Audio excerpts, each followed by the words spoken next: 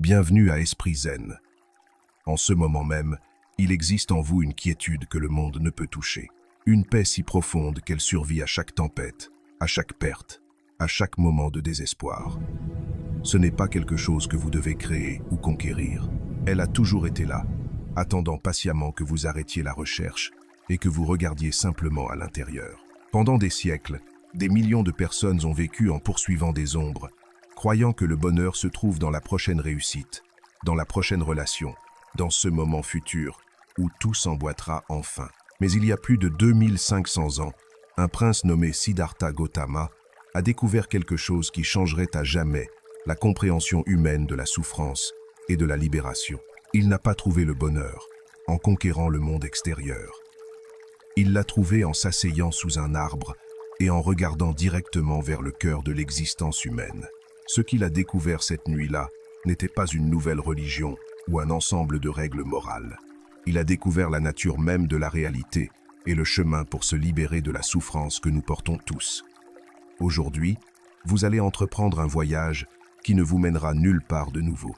Il vous ramènera à la maison, à l'endroit où vous avez toujours appartenu, mais que vous avez oublié au milieu du bruit et de la distraction de la vie moderne. Nous allons explorer les enseignements les plus profonds du Bouddha, mais comme des outils vivants et pratiques que vous pouvez utiliser immédiatement pour transformer votre expérience de la vie. Je vous avertis dès maintenant, ce que vous êtes sur le point de découvrir peut défier tout ce qu'on vous a enseigné sur le bonheur, le succès et la signification d'être vivant. Cela peut vous faire questionner les fondations mêmes sur lesquelles vous avez construit votre vie.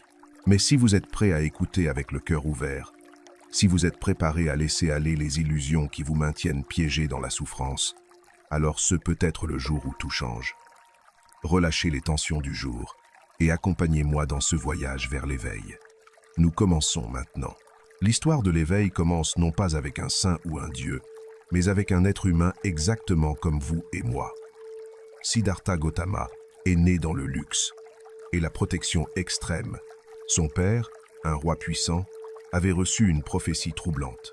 Son fils était destiné à devenir soit un grand roi conquérant, soit un maître spirituel qui abandonnerait le royaume. Terrifié par la possibilité de perdre son héritier, le roi a créé une prison dorée pour son fils. Il a construit 3 palais, un pour chaque saison, remplis de tous les plaisirs imaginables. Il a entouré Siddhartha de beauté, de jeunesse et de divertissement constant. Il a strictement interdit que tout signe de souffrance, vieillesse, maladie ou mort entre dans le monde protégé du prince. Pendant 29 ans, Siddhartha a vécu dans cette bulle de plaisir et d'ignorance. Il avait tout ce que la société nous dit que nous avons besoin pour être heureux. Richesse, pouvoir, beauté, divertissement, famille. Et pourtant, au plus profond de son être, il ressentait une inquiétude persistante, une question qu'il ne pouvait faire taire. Est-ce tout? Cette succession interminable de plaisirs momentanés et de distractions sophistiquées est-elle vraiment tout ce que la vie a à offrir? Cette inquiétude l'a finalement conduit à s'aventurer hors du palais, et ce qu'il a vu l'a changé à jamais.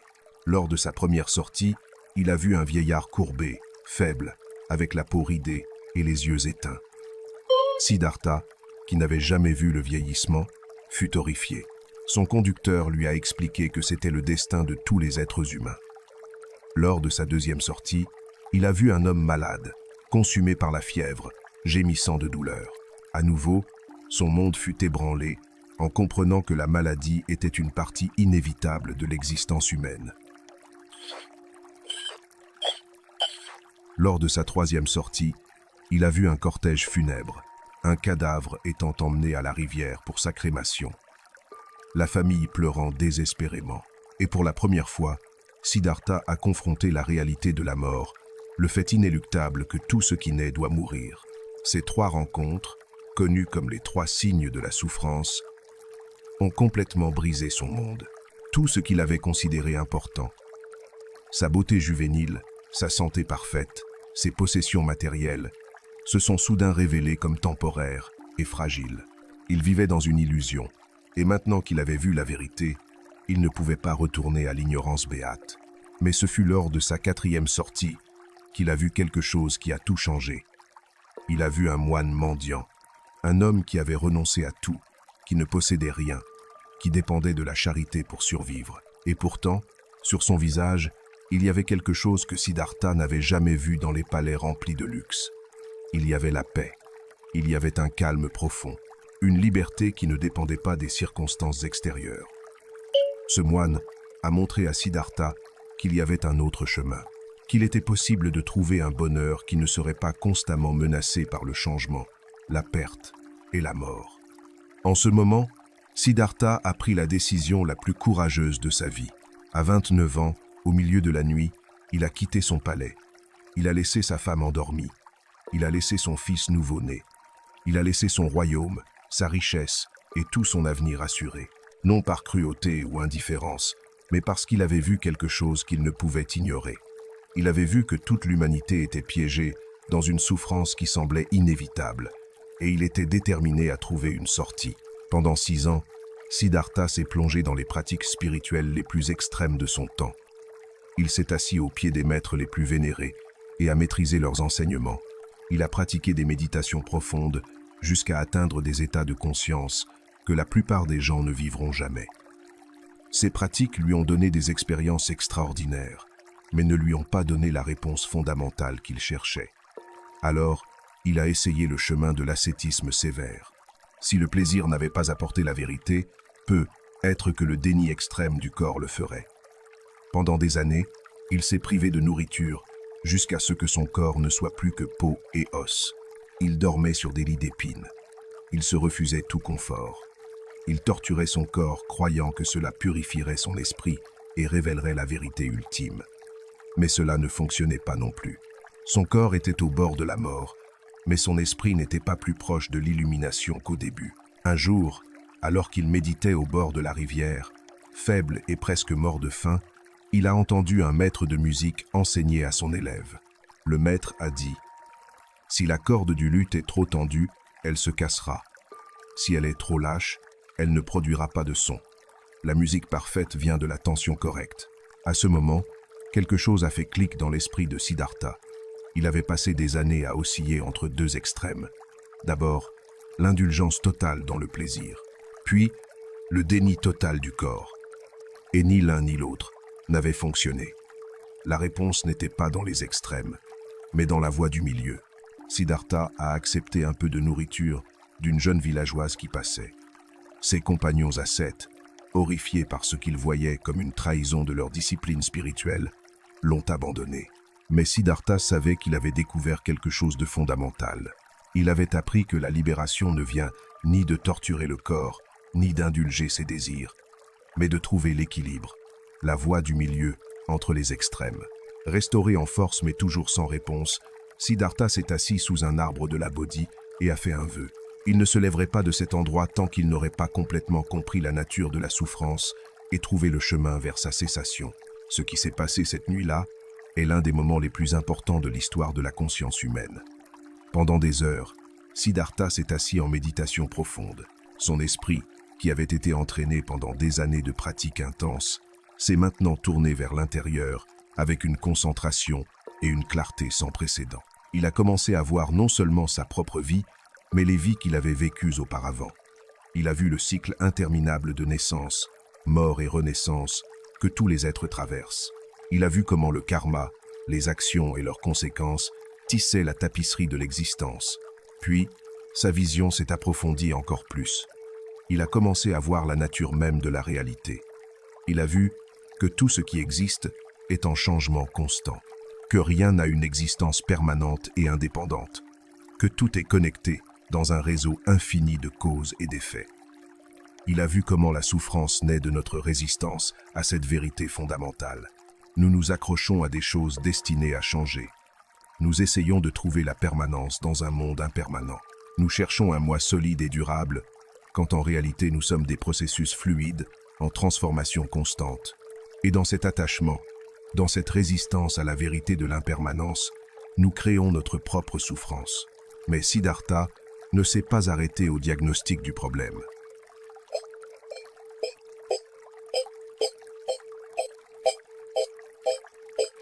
Il a vu qu'il existe un chemin pour se libérer de la souffrance. Un chemin qui ne nécessite pas de se retirer du monde, ni de nier la vie, mais de la comprendre profondément et de vivre en harmonie avec sa véritable nature. Quand le soleil s'est levé le lendemain matin, Siddhartha avait atteint l'éveil complet.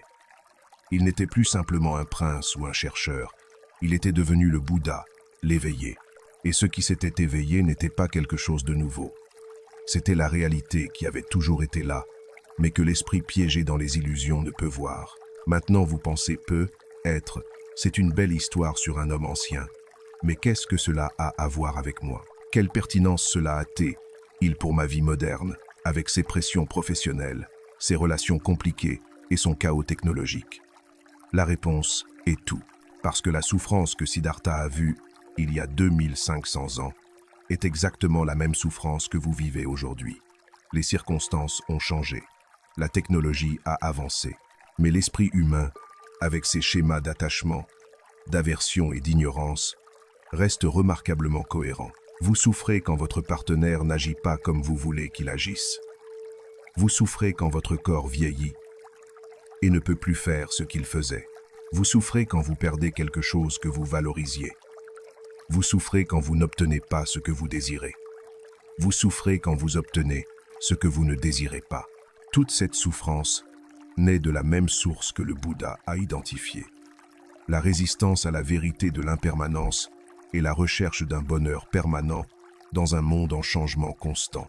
Mais voici la nouvelle libératrice. Si la cause de la souffrance est la même aujourd'hui qu'il y a 2500 ans, alors la solution est aussi la même. Le chemin que le Bouddha a découvert cette nuit-là sous l'arbre de la Bodhi n'est pas seulement pour les moines dans des monastères reculés. Il est pour vous. Il est pour quiconque est prêt à regarder honnêtement la souffrance dans sa vie et à faire le travail pour s'en libérer. Maintenant, avant de plonger dans les enseignements spécifiques, j'ai besoin que vous compreniez quelque chose de fondamental. Le bouddhisme n'est pas une religion au sens conventionnel. Il ne vous demande pas de croire en un Dieu créateur. Il ne vous menace pas de punition éternelle si vous ne suivez pas ses règles. Il ne promet pas le salut par la foi aveugle. Le Bouddha a été clair à ce sujet. Ne me croyez pas simplement parce que je l'ai dit. N'acceptez pas mes enseignements par respect ou tradition. Examinez tout par vous-même. Testez-le dans votre propre expérience. Et n'acceptez comme vrai que ce qui conduit à votre bien-être et au bien-être des autres. C'est une invitation radicalement différente de celle qu'offrent la plupart des traditions spirituelles. On ne vous demande pas d'avoir la foi. On vous invite à investiguer, à expérimenter, à découvrir par vous-même si ces enseignements sont vrais. Le bouddhisme est, en essence, une psychologie pratique de l'éveil. C'est une carte détaillée de l'esprit humain et de ses schémas de souffrance. Et plus important encore, c'est un ensemble de pratiques éprouvées pour se libérer de ces schémas et vivre avec plus de paix, de clarté et de compassion. Alors, quels sont ces enseignements fondamentaux que le Bouddha a offerts? Tout commence avec ce qu'on appelle les 4 nobles vérités. Ce ne sont pas des vérités au sens dogmatique. Ce sont des observations sur la nature de l'expérience humaine. Et une fois que vous les comprenez vraiment, non seulement intellectuellement mais au plus profond de votre être, votre vie ne sera plus jamais la même. La première noble vérité est la vérité de la souffrance. Et c'est ici que beaucoup de gens se confondent. Ils pensent que le bouddhisme est pessimiste, qu'il dit que la vie n'est que souffrance. Mais ce n'est pas ce que le Bouddha a enseigné. Le mot qu'il a utilisé, dukkha en pali, a une signification beaucoup plus subtile. Oui, il inclut la souffrance évidente, la douleur de la maladie, l'angoisse de la perte, le tourment de la trahison. Mais il inclut aussi quelque chose de plus fondamental. Une insatisfaction sous-jacente, un sentiment que quelque chose ne va pas tout à fait bien, même dans les moments apparemment heureux. C'est cette inquiétude que vous ressentez, même quand vous avez tout ce que vous pensiez vouloir. Cette sensation persistante qu'il manque quelque chose, que vous devriez être ailleurs, être quelqu'un d'autre, avoir une autre vie. Pensez à votre propre expérience. Vous travaillez dur pour obtenir cette promotion. Finalement, vous l'obtenez. Il y a un moment de joie, de satisfaction, mais ensuite, presque immédiatement, votre esprit se déplace vers la chose suivante, l'objectif suivant, la prochaine source potentielle de bonheur. Ou, pensez à une relation romantique. Au début, il y a l'extase. Vous avez trouvé la personne parfaite, mais avec le temps, inévitablement, les difficultés commencent à apparaître. La passion s'estompe, les défauts deviennent visibles. Et à nouveau, il y a ce sentiment de déception, que ce n'est pas ce que vous attendiez. C'est dukkha. Ce n'est pas que la vie ne soit que misère, c'est que même les plaisirs et les joies de la vie sont insatisfaisants parce qu'ils sont temporaires. Ils ne peuvent pas nous offrir le bonheur durable et complet que nous désirons. Et au lieu d'accepter cette vérité, nous passons nos vies à poursuivre le prochain plaisir, la prochaine distraction, la prochaine promesse de satisfaction permanente. La deuxième noble vérité est la vérité de l'origine de la souffrance. Et ici, le Bouddha a été absolument précis. La souffrance ne surgit pas aléatoirement. Ce n'est pas une punition des dieux. Ce n'est pas simplement de la malchance. La souffrance naît de causes spécifiques que nous pouvons identifier et comprendre. La cause racine est ce que le Bouddha a appelé tanya, généralement traduit comme désir ardent ou soif. Mais encore une fois, ce n'est pas simplement le désir au sens ordinaire. C'est quelque chose de plus profond et plus insidieux. C'est l'impulsion fondamentale de s'accrocher au plaisant et de rejeter le douloureux. C'est la recherche constante d'expériences qui nous font sentir complets, permanents, aspéciaux. Imaginez que vous êtes à un dîner avec des amis. Vous appréciez la conversation, la nourriture, la compagnie. Tout va bien. Mais alors quelqu'un fait un commentaire que vous interprétez comme une critique. Immédiatement, votre paix disparaît. Votre esprit s'agite.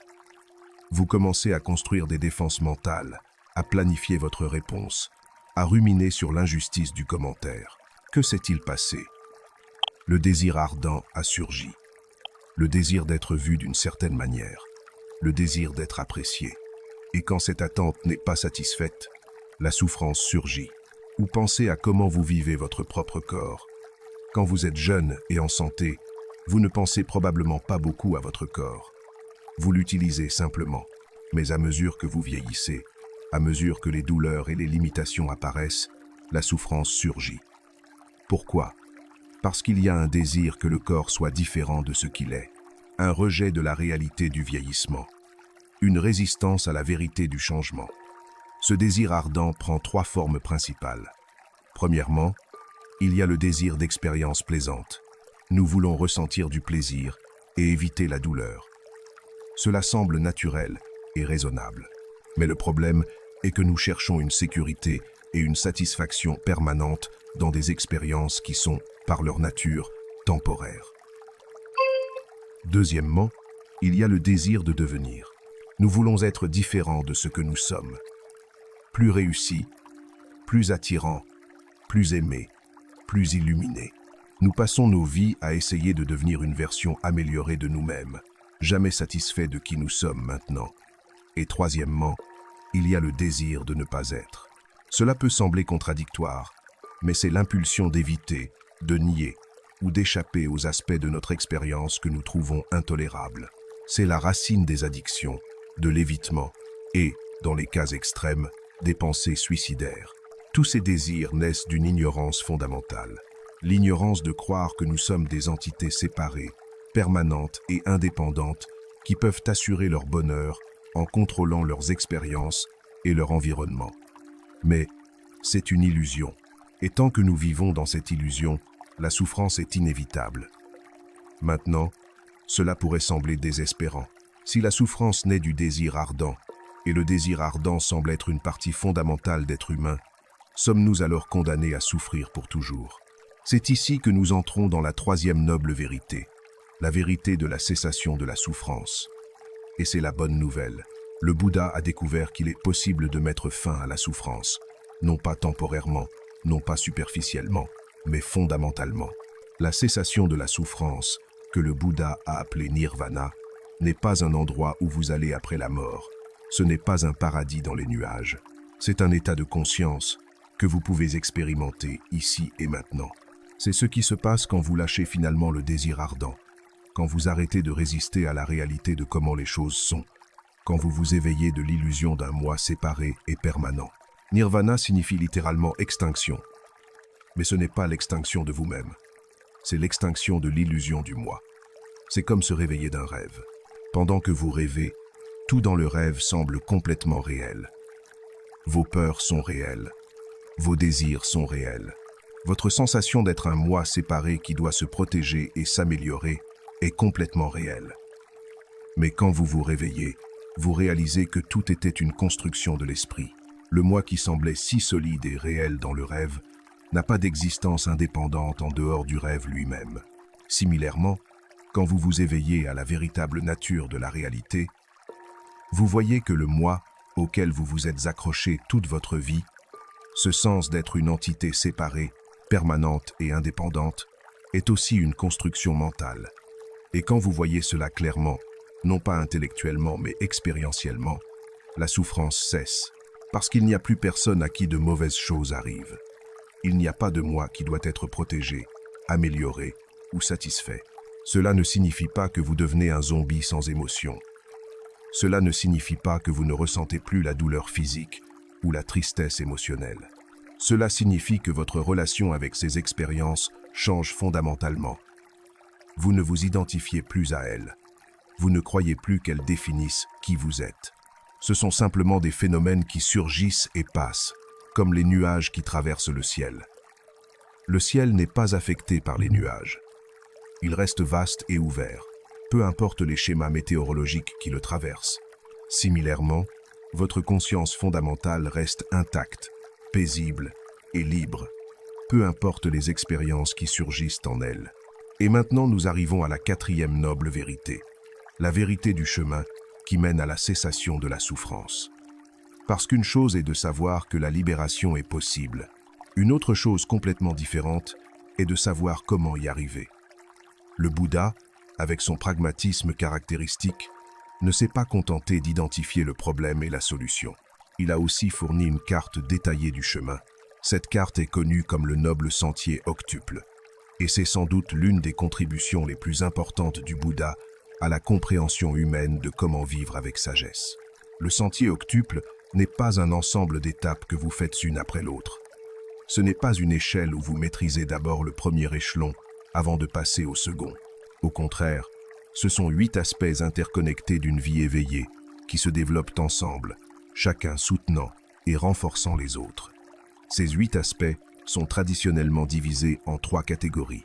La première est la sagesse. Cela inclut la compréhension juste et la pensée juste. La seconde est la conduite éthique. Cela inclut la parole juste, l'action juste et le mode de vie juste. Et la troisième est l'entraînement mental. Cela inclut l'effort juste, l'attention juste et la concentration juste. Maintenant, le mot « juste » ici peut être trompeur. Il ne signifie pas juste dans un sens moral absolu. Il signifie complet, intégral, conduisant à l'éveil. C'est juste dans le sens où cela fonctionne. Cela conduit à moins de souffrance et plus de liberté. Commençons avec la compréhension juste. C'est la base de tout le reste. Sans une compréhension claire de la nature de la réalité, des 4 nobles vérités, de l'impermanence et de l'absence d'un moi permanent, tous les autres aspects du chemin seront faibles. La compréhension juste n'est pas seulement la connaissance intellectuelle. Vous pouvez lire 100 livres sur le bouddhisme et ne toujours pas avoir la compréhension juste. La compréhension juste est une vision pénétrante de la nature de votre expérience directe. C'est voir vraiment, pas seulement croire, que tout est impermanent. C'est expérimenter directement, pas seulement accepter comme concept, que la souffrance naît de l'attachement. Cette compréhension se développe graduellement à travers la pratique et la réflexion. Vous commencez à voir l'impermanence dans des choses évidentes.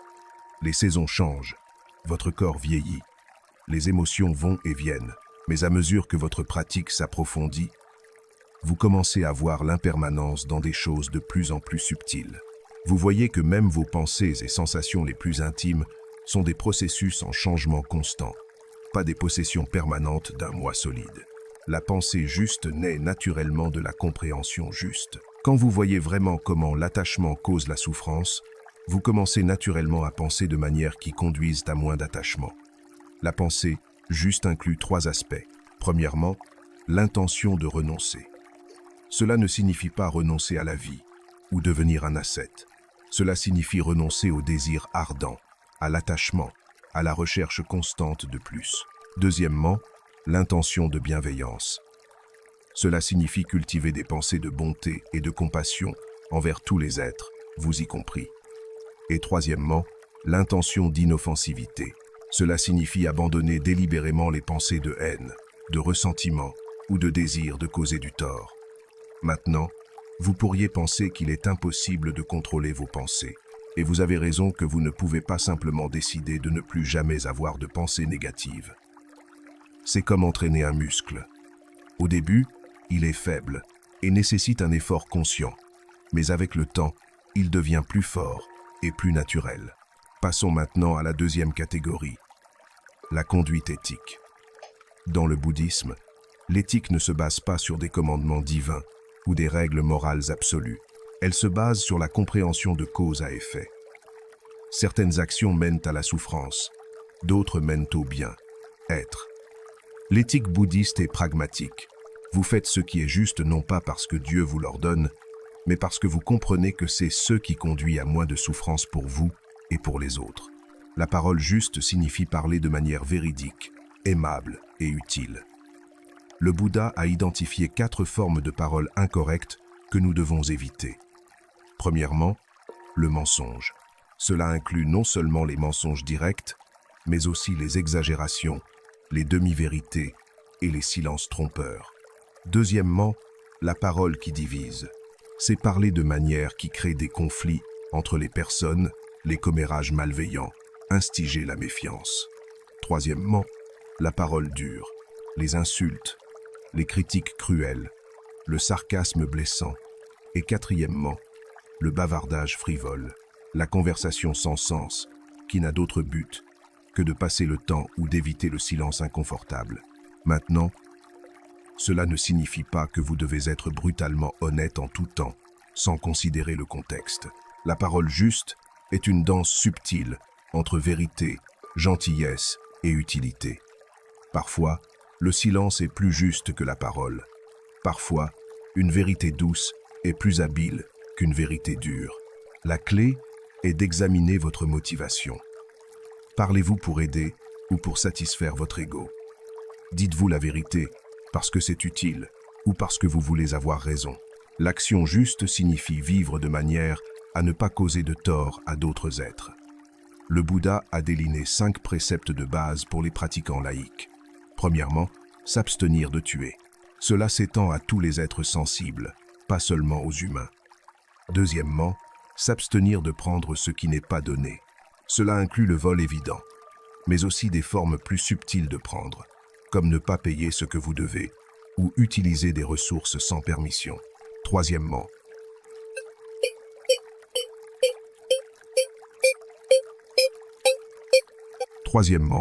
s'abstenir de conduite sexuelle incorrecte. Cela signifie éviter le sexe qui cause du tort, de la tromperie ou de la souffrance aux autres. Quatrièmement, s'abstenir de paroles incorrectes que nous avons déjà discutées. Et cinquièmement, s'abstenir d'intoxicants qui obscurcissent l'esprit et mènent à la négligence. Ces préceptes ne sont pas des commandements que vous devez suivre par peur de punition. Ce sont des directives qui vous aident à vivre de manière à créer moins de souffrance. Quand vous rompez ces préceptes, le tort principal est souvent le remords, la culpabilité et le renforcement de schémas mentaux maladroits qui perpétuent votre propre souffrance. Le mode de vie juste signifie gagner sa vie de manière à ne pas causer de tort aux autres. Le Bouddha a spécifiquement mentionné 5 types de moyens de subsistance qui doivent être évités. Le commerce d'armes, le commerce d'êtres vivants, incluant l'esclavage et la prostitution, le commerce de viande, le commerce d'intoxicants et le commerce de poison. À l'époque moderne, nous pourrions étendre cela pour inclure tout travail qui exploite les autres, nuit à l'environnement ou se base fondamentalement sur la tromperie. Cela peut être difficile dans notre économie complexe. Peu de travaux sont complètement purs, mais la question n'est pas si votre travail est parfaitement éthique. Mais si vous pouvez trouver un mode de subsistance qui minimise le tort et, idéalement, contribue au bien. Être des autres. Maintenant, nous arrivons à la 3e catégorie du sentier octuple, l'entraînement mental. C'est là que le bouddhisme brille vraiment comme une psychologie pratique de l'éveil. L'effort juste signifie diriger votre énergie vers des états mentaux qui conduisent à l'éveil et s'éloigner des états mentaux qui conduisent à la souffrance. Cela a 4 aspects. Premièrement, l'effort de prévenir les états mentaux nuisibles qui ne sont pas encore survenus. Cela signifie être attentif aux conditions qui cultivent l'avidité, la haine et l'illusion, et les éviter consciemment. Deuxièmement, l'effort d'abandonner les états mentaux nuisibles qui sont déjà survenus. Quand vous remarquez que la colère ou la luxure ou l'envie a surgi dans votre esprit, vous ne la supprimez pas, ni ne vous identifiez à elle. Vous la reconnaissez, comprenez ses causes et la laissez partir. Troisièmement, l'effort de cultiver les états mentaux bénéfiques qui ne sont pas encore survenus. Cela signifie créer intentionnellement des conditions pour la bonté, la compassion, la joie et l'équanimité. Et quatrièmement, l'effort de maintenir et de développer les états mentaux bénéfiques qui sont déjà survenus. Quand vous ressentez de la compassion ou de la clarté ou de la paix, vous ne la tenez pas pour acquise. Vous la nourrissez et la renforcez. L'attention juste, ou pleine conscience, est le cœur de la pratique bouddhiste. C'est la capacité d'être complètement présent avec ce qui se passe en ce moment, sans jugement, sans résistance, sans attachement. Le Bouddha a enseigné 4 fondements de l'attention. Premièrement, l'attention au corps. Cela signifie être conscient des sensations physiques, de la posture, du mouvement, de la respiration. Ne pas être perdu dans les pensées sur le corps, mais sentir directement le corps tel qu'il est. Deuxièmement, l'attention aux sentiments. Cela ne signifie pas des émotions complexes, mais la qualité agréable, désagréable ou neutre de chaque expérience. Quand vous touchez quelque chose de chaud, il y a une sensation désagréable. Quand vous mangez quelque chose de délicieux, il y a une sensation agréable. L'attention aux sentiments signifie remarquer ces qualités sans réagir automatiquement avec attachement ou aversion. Troisièmement, l'attention à l'esprit. Cela signifie être conscient de l'état de votre esprit à chaque moment. Est-il agité ou calme, concentré ou dispersé, clair ou confus? Et quatrièmement, l'attention aux objets mentaux. Cela inclut les émotions, les pensées, les perceptions et les états mentaux plus subtils. C'est observer comment ces phénomènes mentaux surgissent et passent sans vous identifier à eux. L'attention n'est pas un état spécial ou mystique. C'est simplement être éveillé à ce qui se passe déjà. Mais cette attention simple a un pouvoir transformateur profond. Quand vous êtes vraiment présent avec votre expérience, sans la juger ou essayer de la changer, quelque chose de remarquable se produit. La souffrance commence à se dissoudre, parce que la souffrance nécessite que vous vous identifiez à vos expériences, que vous croyez qu'elles vous arrivent à vous. Mais quand vous observez simplement avec attention, vous voyez qu'il n'y a pas de moi auquel ces choses arrivent. Il y a seulement des expériences surgissant et passant dans la conscience. Et finalement, la concentration juste, c'est la capacité de focaliser l'esprit sur un seul objet sans distraction. Dans la méditation bouddhiste, cela se développe généralement en se concentrant sur la respiration. Mais la concentration peut aussi se développer dans les activités quotidiennes. Quand vous êtes complètement absorbé dans une tâche, quand le temps semble s'arrêter et que vous vous oubliez, c'est de la concentration. Au début, votre esprit saute constamment. Vous pensez au passé, planifiez le futur. Vous vous distraites avec chaque son ou sensation. Avec la pratique, l'esprit se calme. Les périodes de concentration deviennent plus longues. Les distractions ont moins de pouvoir.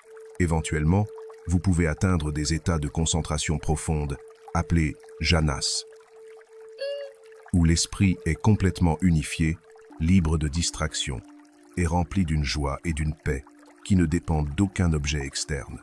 Mais le but de la concentration dans le bouddhisme n'est pas seulement d'atteindre des états agréables d'absorption, c'est de créer un esprit suffisamment stable et concentré pour voir clairement la nature de la réalité. C'est comme calmer l'eau pour que vous puissiez voir clairement ce qu'il y a au fond. Un esprit agité ne peut pas voir la vérité. Un esprit concentré peut pénétrer les illusions et voir les choses comme elles sont réellement. Maintenant, nous pourrions passer des jours à explorer chaque aspect du sentier octuple en profondeur.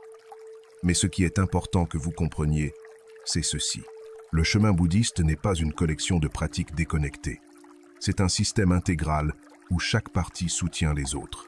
Votre éthique soutient votre méditation en fournissant une conscience propre et moins de remords. Votre méditation soutient votre éthique en vous donnant plus de clarté sur les conséquences de vos actions. Votre sagesse informe à la fois votre éthique et votre méditation. Et votre pratique de méditation approfondit votre sagesse. C'est un cercle vertueux qui se renforce lui-même avec le temps. Parlons maintenant de l'un des concepts les plus importants et les plus mal compris du bouddhisme. Le concept d'anatta, ou non-soi. C'est probablement l'enseignement bouddhiste le plus radical et le plus difficile à comprendre. Quand le Bouddha a enseigné anatta, il défiait directement l'une des croyances les plus fondamentales que presque tous les êtres humains partagent. La croyance en un moi, solide, permanent et indépendant. Pensez à comment vous vivez votre vie normalement. Il semble y avoir un moi qui est le sujet de toutes vos expériences. Il y a des pensées, mais il y a un penseur qui a ses pensées. Il y a des sensations, mais il y a un expérimentateur qui ressent ces sensations. Il y a des actions, mais il y a un faiseur qui effectue ces actions. Ce moi semble être le noyau stable de votre identité. C'est qui vous étiez hier, qui vous êtes aujourd'hui et qui vous serez demain. C'est ce qui fait que vous êtes vous. Et le projet de votre vie tourne généralement autour d'améliorer, protéger et satisfaire ce moi. Mais le Bouddha a fait une affirmation étonnante. Quand vous l'examinez attentivement, ce moi ne peut pas être trouvé. Il n'y a pas d'entité permanente et indépendante qui soit votre véritable essence. Ce que nous appelons moi est en réalité un processus complexe de phénomènes physiques et mentaux qui surgissent et passent. Pour comprendre cela, le Bouddha a analysé l'expérience humaine en 5 agrégats. Premièrement, la forme. C'est votre corps physique, les éléments matériels de votre expérience. Deuxièmement, la sensation. La qualité agréable, désagréable ou neutre de chaque expérience. Troisièmement, la perception, la reconnaissance et la catégorisation des expériences. Quatrièmement, les formations mentales. Cela inclut les émotions, les volitions, les intentions et d'autres facteurs mentaux complexes. Et cinquièmement, la conscience. La simple conscience qui connaît les expériences. Maintenant, voici le point crucial. Chacun de ces 5 agrégats est impermanent. Votre corps change constamment. Les sensations surgissent et passent. Les perceptions changent. Les formations mentales apparaissent et disparaissent. Même la conscience elle-même est un processus fluide, pas une chose stable. Et si chacun de ces agrégats est impermanent, où est le moi permanent? Vous pourriez dire, eh bien, peut être que le moi est la collection de tous ces agrégats ensemble. Mais une collection de choses impermanentes ne peut pas créer quelque chose de permanent.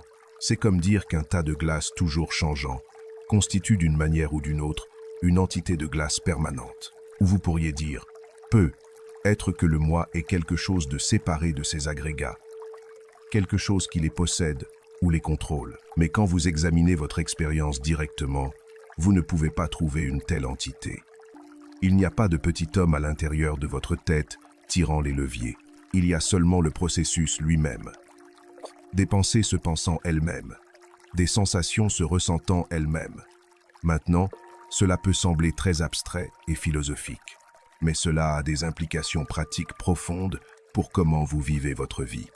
Quand vous croyez en un moi solide, vous créez de la souffrance de multiples façons. Vous vous accrochez à des choses que vous croyez vous appartenir. Ma maison, ma voiture, mon partenaire, ma réputation. Et quand ces choses changent ou s'en vont, vous souffrez parce que votre moi se sent menacé. Vous résistez aux expériences que vous n'aimez pas parce que vous les voyez comme des menaces au moi. Si quelqu'un vous critique, ce n'est pas juste une opinion que quelqu'un a, c'est une attaque contre le moi. Vous vous comparez constamment aux autres, créant des hiérarchies de meilleurs et pires, supérieurs et inférieurs. Tout cela crée tension, anxiété. Mais quand vous commencez à voir à travers l'illusion du moi, Quand vous expérimentez directement la nature vide et processuelle de ce que vous aviez appelé moi, quelque chose de miraculeux se produit. La souffrance perd son emprise. Parce que s'il n'y a pas de moi solide, qui est menacé? Qui a besoin de protection? Qui a besoin d'amélioration constante? Cela ne signifie pas que vous devenez un zombie sans personnalité. Vous avez toujours des préférences. Vous prenez toujours des décisions. Vous fonctionnez toujours dans le monde. Mais vous n'êtes plus esclave du besoin constant de défendre, améliorer et satisfaire un moi qui, au bout du compte, n'est qu'un concept. C'est comme se réveiller et réaliser que vous avez lutté toute votre vie pour protéger votre propre ombre. Une fois que vous voyez que ce n'est qu'une ombre, vous pouvez vous détendre, vous pouvez couler. Vous pouvez vivre avec une légèreté et une liberté que vous n'avez jamais cru possible. Maintenant, le bouddhisme n'est pas seulement sur comprendre ces vérités intellectuellement, c'est sur transformer votre expérience directe à travers la pratique. Et la pratique centrale du bouddhisme est la méditation. Il y a beaucoup de types différents de méditation bouddhiste, mais tous partagent un but commun. Entraîner l'esprit à voir clairement la nature de la réalité et se libérer des schémas habituels de pensée et de réaction qui créent la souffrance. Commençons avec la méditation de pleine conscience, ou vipassana. C'est la pratique d'observer votre expérience moment après moment, sans jugement et sans essayer de rien changer. Vous observez simplement ce qui est. Typiquement, vous commencez en vous concentrant sur la respiration. Vous n'essayez pas de contrôler la respiration. Vous observez simplement comment elle entre et sort naturellement. Cela peut sembler simple, mais vous découvrirez rapidement que votre esprit a d'autres idées. Après quelques secondes ou peut-être quelques minutes, vous réaliserez que vous n'êtes plus avec la respiration. Vous pensez à ce que vous ferez plus tard. Vous vous souvenez d'une conversation d'hier. Vous planifiez votre prochain repas. Cette distraction est complètement normale. En fait, c'est précisément ce que vous êtes ici pour observer. La nature errante de l'esprit. Quand vous remarquez que vous vous êtes distrait, vous ne vous jugez pas. Vous ne vous frustrez pas. Vous remarquez simplement « Ah, je pense » et vous revenez doucement à la respiration. Et ce processus, simple comme il sonne, est incroyablement puissant. À travers cette pratique répétée de remarquer quand l'esprit s'égare et de le ramener, vous commencez à développer plusieurs capacités fondamentales. Premièrement, vous développez la concentration, la capacité de maintenir votre attention où vous choisissez de la maintenir. Cela est immensément utile non seulement en méditation, mais dans tous les aspects de la vie. Deuxièmement, vous développez la connaissance de soi. Vous commencez à voir les schémas de votre esprit, les types de pensées qui surgissent répétitivement, les émotions que vous avez tendance à expérimenter, les jugements automatiques que vous faites. Troisièmement, vous développez l'équanimité, la capacité d'être avec votre expérience sans réagir automatiquement. Quand une sensation désagréable surgit, vous n'avez pas besoin d'essayer immédiatement de vous en débarrasser. Vous pouvez simplement l'observer, remarquant comment elle change et évolue. Et quatrièmement, vous commencez à voir l'impermanence directement. Vous voyez que chaque pensée surgit et passe. Chaque sensation a un début, un milieu et une fin. Chaque émotion est un processus temporaire, pas un état permanent. Avec le temps, cette pratique transforme votre relation avec votre propre esprit. Vous n'êtes plus emporté par chaque pensée ou émotion. Il y a un espace entre le stimulus et votre réponse. Et dans cet espace est votre liberté. Une autre pratique fondamentale est la méditation de bienveillance aimante ou méta. Cette pratique cultive activement des qualités du cœur comme l'amour, la compassion, la joie empathique et l'équanimité. Typiquement, vous commencez en dirigeant ces souhaits bienveillants vers vous-même. Que je sois heureux, que je sois en bonne santé, que je sois en sécurité, que je vive avec aisance. Au début, cela peut sembler forcé ou artificiel, spécialement si vous avez de l'autocritique ou du rejet de soi. Mais avec la pratique, ces souhaits commencent à résonner plus profondément. Vous commencez à sentir un adoucissement dans votre cœur, une bonté authentique envers vous-même. Puis vous étendez ce champ de bonne volonté. Vous pensez à quelqu'un que vous aimez et dirigez les mêmes souhaits vers eux. Que tu sois heureux, que tu sois en bonne santé, que tu sois en sécurité, que tu vives avec aisance. Puis, vous incluez une personne neutre, quelqu'un que vous ne connaissez pas bien mais que vous avez vu. Le caissier au supermarché. Un voisin. Et vous étendez les mêmes souhaits bienveillants vers eux. Puis, et c'est là que la pratique devient difficile, vous incluez une personne difficile, quelqu'un qui vous a blessé ou avec qui vous avez un conflit. Vous essayez, même si c'est difficile, de leur souhaiter du bien. Non pas parce que vous approuvez ce qu'ils ont fait, mais parce que vous comprenez qu'eux aussi sont piégés dans la souffrance. Eux aussi cherchent le bonheur de manière maladroite. Et finalement, vous étendez le champ de bienveillance aimante pour inclure tous les êtres partout. Que tous les êtres soient heureux. Que tous les êtres soient en bonne santé. Que tous les êtres soient en sécurité. Que tous les êtres vivent avec aisance. Cette pratique peut sembler n'être qu'un joli sentiment, mais elle a des effets profonds.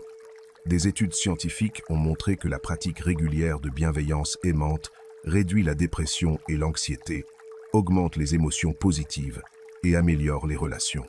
Mais plus important d'un point de vue bouddhiste, elle affaiblit l'égoïsme et la séparation qui sont à la racine de la souffrance.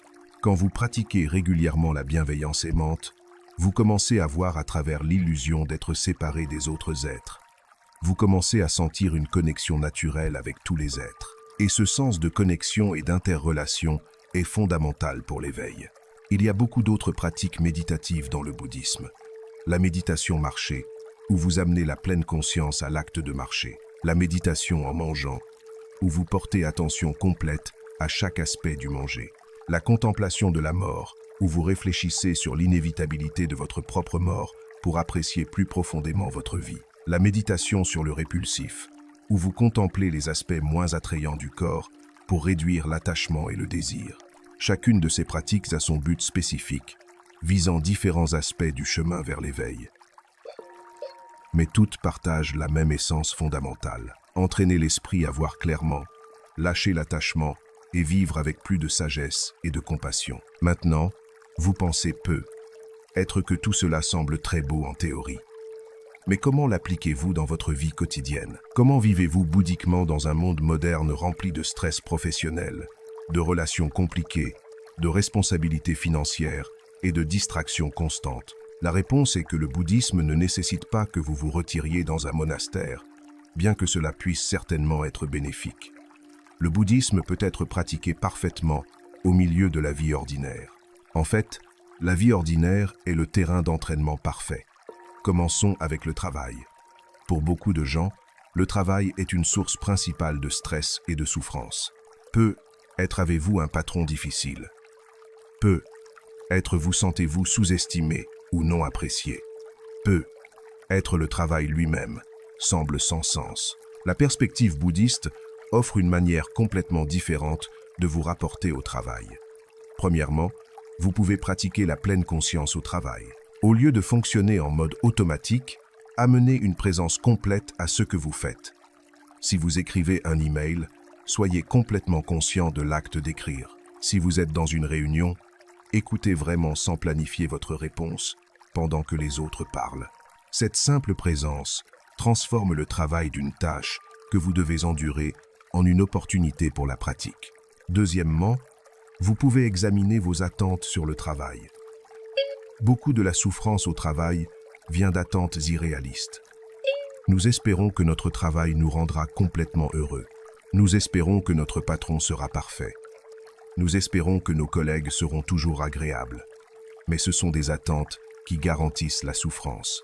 Quand vous lâchez ces attentes et faites simplement votre travail sans vous accrocher à des résultats spécifiques, un énorme fardeau se lève. Troisièmement, vous pouvez pratiquer voir votre travail comme un service. Même si votre travail semble mondain, vous contribuez d'une certaine manière au bien-être des autres. Le caissier du supermarché aide les gens à obtenir la nourriture dont ils ont besoin. Le comptable aide à maintenir les organisations fonctionnant efficacement. Le programmeur crée des outils qui facilitent la vie des gens. Quand vous voyez votre travail à travers cette lentille de service, au lieu d'être juste un moyen de gagner de l'argent, il peut devenir plus significatif. Et quatrièmement, vous pouvez utiliser les défis du travail comme opportunité pour pratiquer la patience, la compassion et l'équanimité. Ce patron difficile est votre maître zen, vous enseignant à ne pas réagir automatiquement quand les choses ne vont pas comme vous voulez. Ce projet stressant est votre opportunité de pratiquer maintenir le calme au milieu du chaos. Parlons maintenant des relations. Un autre domaine où le bouddhisme offre des perspectives transformatrices. Les relations sont souvent notre plus grande source à la fois de joie et de souffrance. Et d'un point de vue bouddhiste, cela n'est pas surprenant. Les relations activent puissamment tous nos schémas d'attachement et d'aversion. Nous nous accrochons à nos êtres chers, voulant qu'ils soient d'une certaine manière et qu'ils restent avec nous pour toujours. Nous avons de l'aversion pour les personnes qui nous irritent ou nous ont blessés, et dans les deux cas, nous créons de la souffrance pour nous-mêmes. Le bouddhisme ne vous dit pas d'éviter les relations, mais il vous invite à vous rapporter différemment. Premièrement, pratiquez le détachement dans les relations. Cela ne signifie pas indifférence ou manque d'amour. Cela signifie aimer sans s'accrocher. Cela signifie apprécier les personnes telles qu'elles sont maintenant, au lieu de s'accrocher à comment elles étaient dans le passé ou exiger qu'elles soient différentes dans le futur. Cela signifie comprendre que toutes les relations sont impermanentes. Cela peut sembler triste, mais en réalité c'est libérateur. Quand vous acceptez pleinement l'impermanence des relations, chaque moment devient précieux. Vous ne tenez pas les gens pour acquis. Vous les appréciez pendant qu'ils sont là. Deuxièmement, pratiquez la compassion au lieu du jugement. Quand quelqu'un vous dérange ou vous blesse, votre réaction automatique est probablement de les juger. Pensez à quel point ils ont tort, à quel point ils sont déraisonnables. Mais cela alimente seulement votre propre souffrance. Au lieu de cela, vous pouvez essayer de voir les choses de leur perspective. Vous pouvez reconnaître que, comme vous, ils essaient d'éviter la souffrance et de trouver le bonheur. Seulement ils utilisent des stratégies qui ne fonctionnent pas. Cette compréhension ne signifie pas que vous approuvez leurs actions nuisibles. Cela signifie que vous répondez avec sagesse et compassion au lieu de réactivité et de ressentiment. Troisièmement, pratiquez la communication consciente. La plupart des conflits dans les relations naissent de malentendus et de communication maladroite. Quand vous pratiquez la pleine conscience dans la communication, vous devenez conscient de vos motivations pour parler. Parlez-vous pour blesser? Pour avoir raison? Pour vous défendre? Ou parlez-vous pour générer compréhension et connexion? Vous devenez aussi plus habile à vraiment écouter. Pas juste en attendant votre tour pour parler, mais en écoutant vraiment avec présence complète ce que l'autre personne essaie de communiquer. Et quatrièmement, établissez des limites saines. La compassion ne signifie pas permettre aux autres de vous maltraiter. Cela ne signifie pas être un paillasson. Cela signifie répondre avec sagesse, ce qui parfois nécessite de dire non, d'établir des limites claires, ou même de mettre fin à des relations qui sont consistamment nuisibles. Un autre aspect crucial de vivre bouddhiquement est la relation avec les possessions matérielles et l'argent. Nous vivons dans une société de consommation qui nous dit constamment que nous avons besoin de plus de choses, plus d'expérience, plus de confort. Et cette recherche constante de plus est une source inépuisable de souffrance. Le bouddhisme n'enseigne pas que l'argent ou les possessions sont inhéremment mauvais. Ce qu'il enseigne est que chercher le bonheur à travers l'accumulation de choses est une stratégie vouée à l'échec. Parce que les choses, par leur nature, ne peuvent pas vous fournir le bonheur durable que vous cherchez.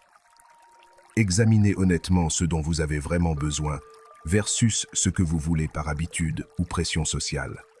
Quand vous achetez quelque chose, demandez-vous, cela améliorera-t-il vraiment ma vie ou est-ce que j'achète pour remplir un vide émotionnel? Vous pouvez pratiquer la générosité. L'acte de donner, que ce soit de l'argent, du temps ou des ressources, affaiblit l'attachement et l'égoïsme.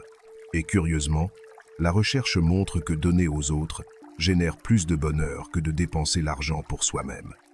Vous pouvez pratiquer la gratitude pour ce que vous avez déjà. Beaucoup du désir de plus vient de ne pas apprécier ce qui est déjà présent. Quand vous cultivez une gratitude authentique, l'impulsion d'acquérir constamment plus s'affaiblit naturellement. Parlons maintenant d'un des aspects les plus difficiles du bouddhisme. Pour beaucoup de personnes occidentales, l'enseignement sur le karma. Le karma est probablement l'un des concepts les plus mal compris du bouddhisme. Dans la culture populaire, il est devenu une sorte de justice cosmique. Si vous faites quelque chose de mal, le karma vous rattrapera. Si vous faites quelque chose de bien, vous serez récompensé. Mais ce n'est pas vraiment ce que le Bouddha a enseigné. Karma signifie simplement action. Et la loi du karma est la loi de cause à effet. Chaque action que vous prenez a des conséquences, non pas par intervention divine, mais par la simple nature de cause à effet. Quand vous agissez avec avidité, haine ou illusion, vous créez de la souffrance pour vous-même et pour les autres. Quand vous agissez avec générosité, amour et sagesse, vous créez du bien, être pour vous-même et pour les autres. Le karma n'est pas un système de récompense et de punition imposé de l'extérieur. C'est simplement comment la réalité fonctionne. C'est comme la gravité. Si vous sautez d'un immeuble, vous tomberez. Non pas parce que la gravité vous punit, mais parce que c'est ainsi que fonctionnent les lois physiques. Similairement, si vous agissez avec haine, vous souffrirez. Non pas parce qu'un pouvoir cosmique vous punit, mais parce que la haine, par sa nature, crée de la souffrance. Maintenant, le bouddhisme a traditionnellement enseigné que le karma opère à travers plusieurs vies. Que les actions dans cette vie affectent vos circonstances dans les vies futures. Cet enseignement de la réincarnation est difficile pour beaucoup de personnes modernes.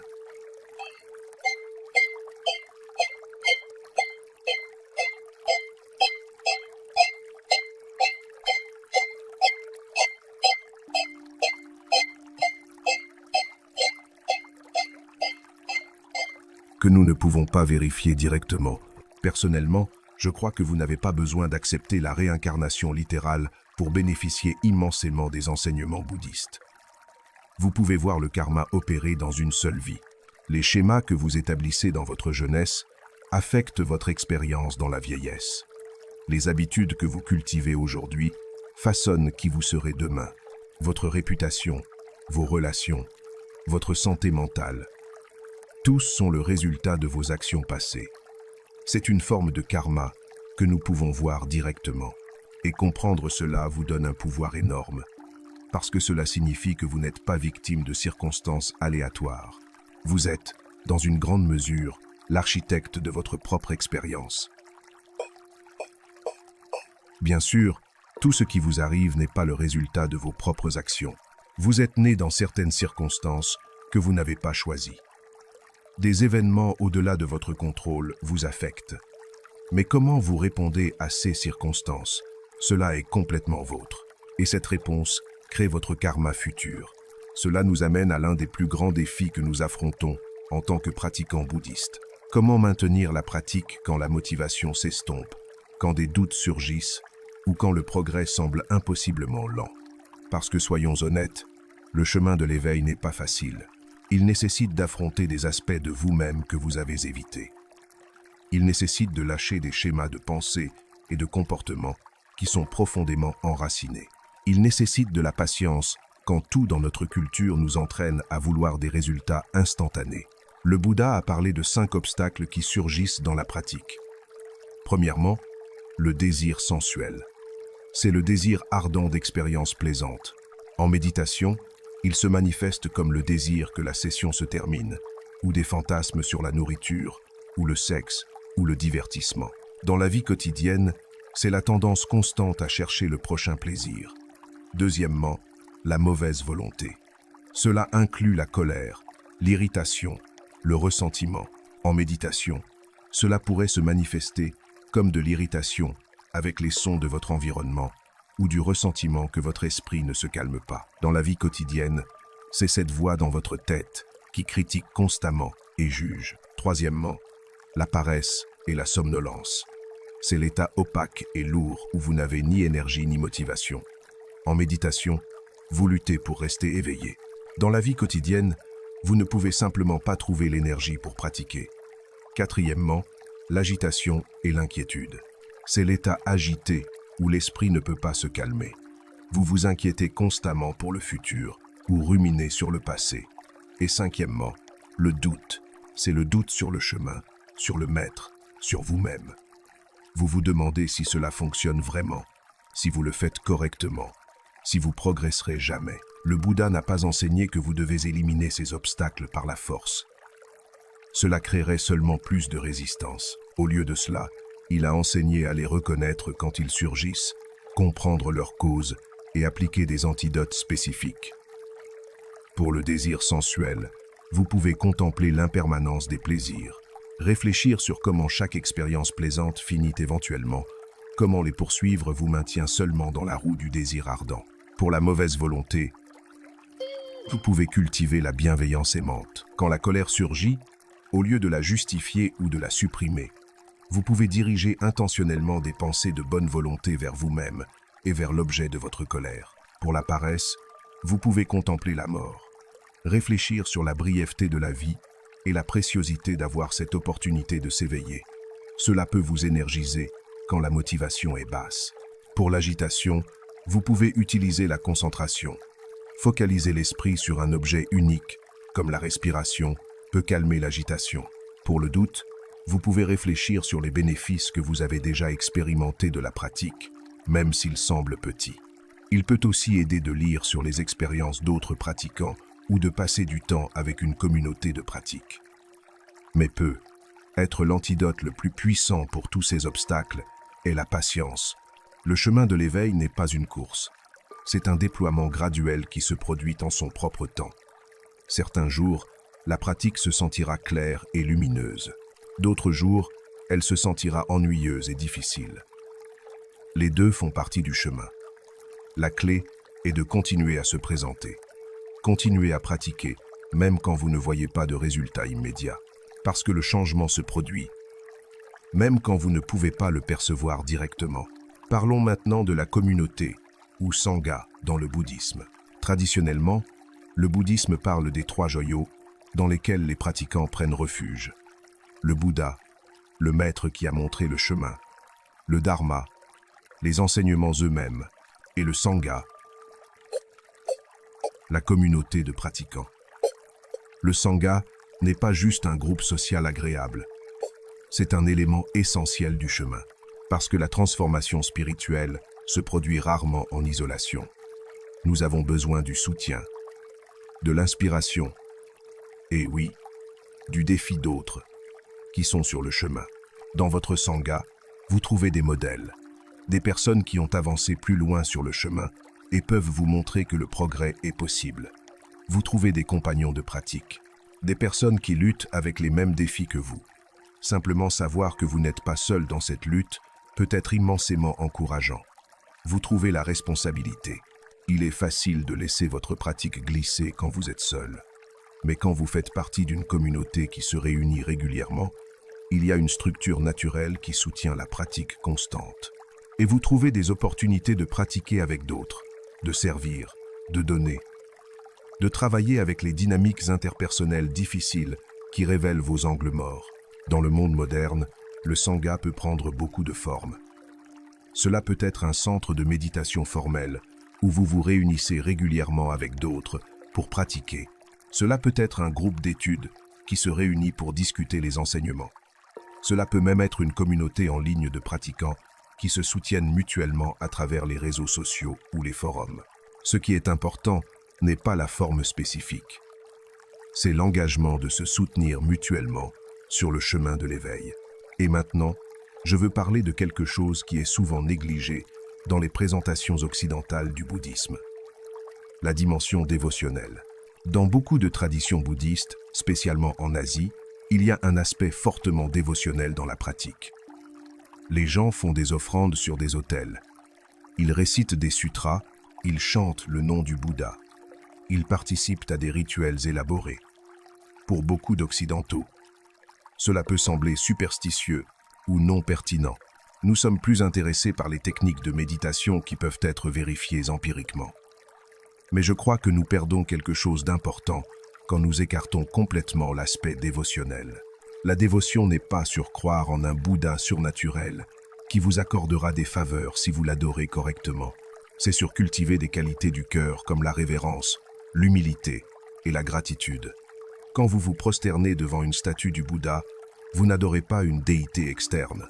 Vous honorez la possibilité de l'éveil qui existe en vous-même. Quand vous faites des offrandes, vous pratiquez la générosité et le détachement. Quand vous récitez des sutras, vous imprégnez votre esprit des paroles du Dharma. Ces pratiques dévotionnelles créent un espace sacré dans votre vie. Elles vous rappellent que vous n'essayez pas simplement d'être plus productif ou moins stressé. Vous êtes engagé dans quelque chose de profond. Vous cherchez la libération complète de la souffrance. Vous essayez de vous éveiller à votre vraie nature. Et c'est un objectif qui mérite révérence et dévouement total. Alors, ne rejetez pas trop rapidement les pratiques dévotionnelles. Expérimentez avec elles. Créez un autel simple dans votre maison avec une image ou statue du Bouddha. Faites une petite offrande chaque jour. Une fleur, un peu d'encens. Observez comment ces pratiques affectent votre état mental et votre engagement au chemin. Maintenant, je veux aborder une question que beaucoup de gens ont. Avez-vous besoin d'un maître sur le chemin bouddhiste? La réponse courte est que cela aide énormément, mais ce n'est pas absolument nécessaire, spécialement dans les étapes initiales. Au temps du Bouddha, avoir un maître était essentiel. Les enseignements étaient transmis oralement. Il n'y avait pas de livres, il n'y avait pas d'Internet.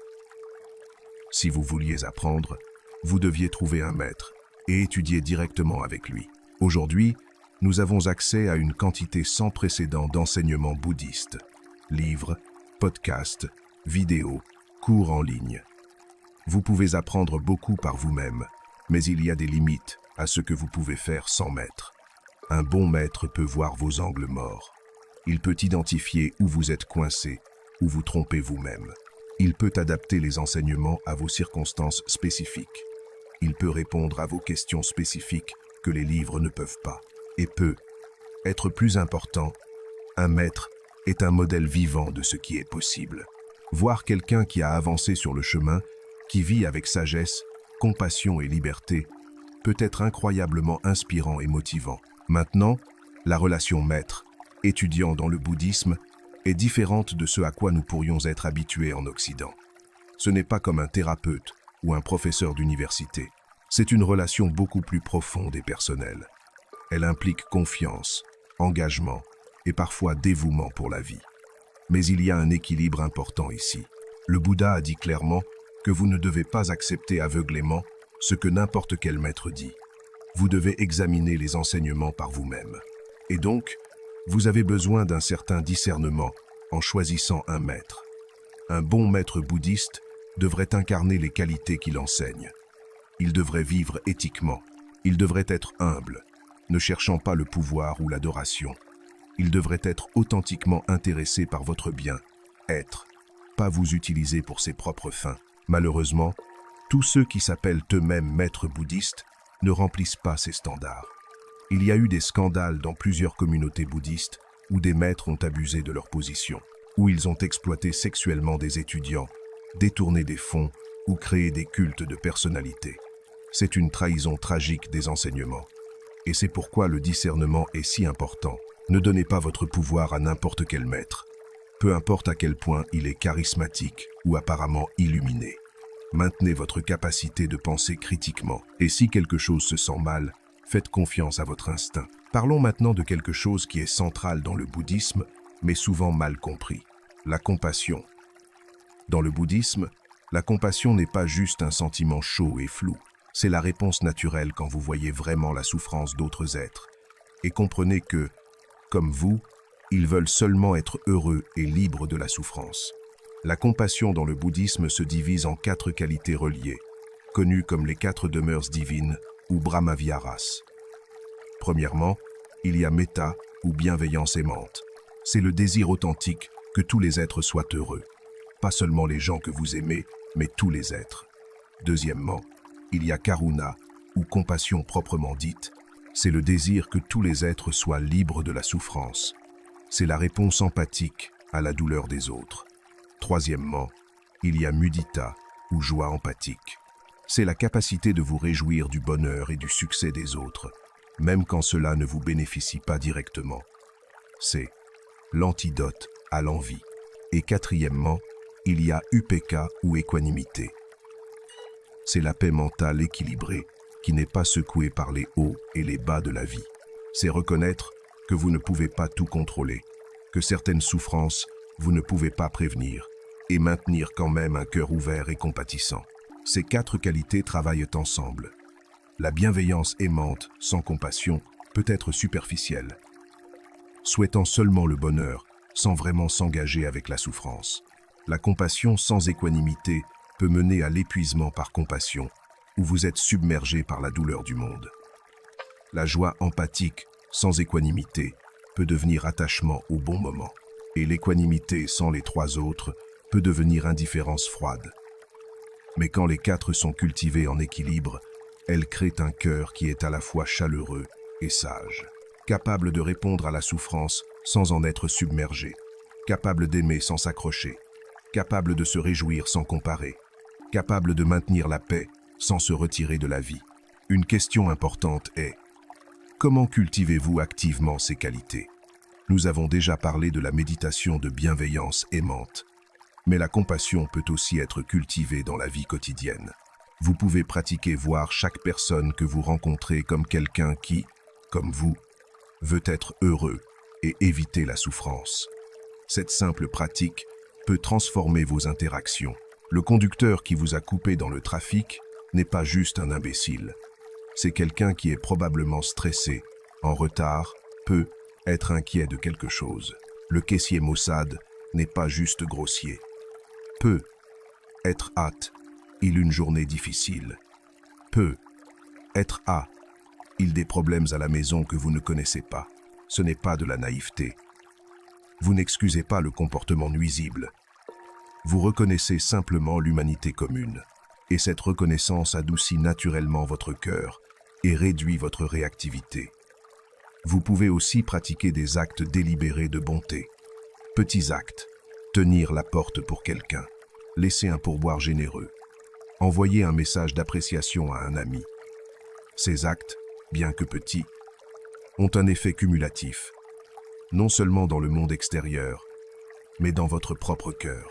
Chaque acte de bonté renforce les circuits neuronaux de la compassion et affaiblit les circuits de l'égoïsme. Et vous pouvez pratiquer le Tonglen, une technique de méditation bouddhiste tibétaine. Dans le Tonglen, vous visualisez prendre la souffrance des autres sur l'inhalation. Vous l'imaginez comme une fumée sombre entrant dans votre corps. Puis, sur l'exhalation, vous envoyez bonheur, santé et bien-être, visualisé comme lumière brillante. Cette pratique peut sembler contre-intuitive. Pourquoi voudriez-vous délibérément prendre la souffrance des autres? Mais ce que vous faites réellement est entraîner votre esprit à ne pas avoir peur de la souffrance, à ouvrir votre cœur même aux choses difficiles. Et cela, paradoxalement, crée un courage et une capacité énorme pour aider les autres. Maintenant, je veux parler de quelque chose qui est profondément important, mais souvent négligé: la relation entre le bouddhisme et l'action sociale. Certaines personnes voient le bouddhisme comme une pratique purement individuelle et interne. Vous vous asseyez sur votre coussin, vous travaillez sur votre propre esprit et essentiellement, vous vous retirez du monde désordonné. Mais c'est une incompréhension. Oui, le bouddhisme met l'accent sur le travail intérieur. Mais ce travail intérieur déborde naturellement en actions compatissantes dans le monde. Quand vous cultivez vraiment la compassion, vous ne pouvez pas simplement ignorer la souffrance que vous voyez autour de vous. Vous vous sentez naturellement poussé à aider, à servir, à travailler pour le soulagement de la souffrance.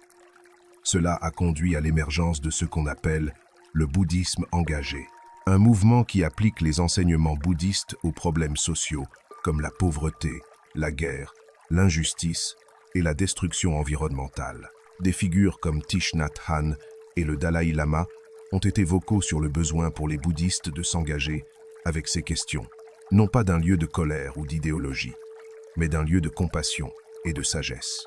À quoi cela ressemble-t-il en pratique? Cela pourrait signifier travailler dans un refuge pour personnes sans abri, participer à l'activisme non violent pour la paix, travailler en conservation environnementale, soutenir des réfugiés, plaider pour la justice raciale.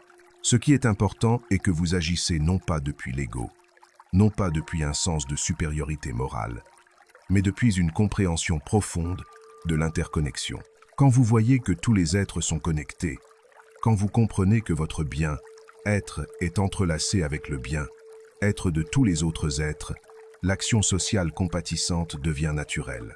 Ce n'est pas quelque chose que vous forcez par devoir. C'est une expression naturelle de votre cœur éveillé. Mais il y a un équilibre subtil ici.